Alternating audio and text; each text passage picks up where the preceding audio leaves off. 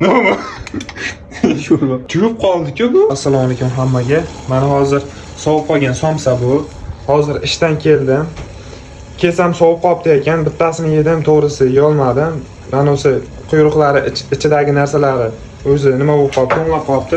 Hozir sizlarga bitta life hack qilib ko'rsataman. To'g'risi o'zim ham ikkinchi marta qilishim. To'g'risi men kosada qilyapman hozir. Mikrovolovka yo'q, isitadigan narsa yo'q. Hozir suv qaynab turibdi. Bitta life hack qilib ko'ramiz. Mana bu narsani solamiz hozir. Bu narsani ichiga soldim. Vaqt ketdi. Ye. Tarpasi yetar tagini. Kosada chota bo'lmaymi deymi? Ye. Ye. Nima bu? Churib qoldi-ku bu. Do'stlar, isidi lekin o'xshamadi bunisi. Shuncha harakat.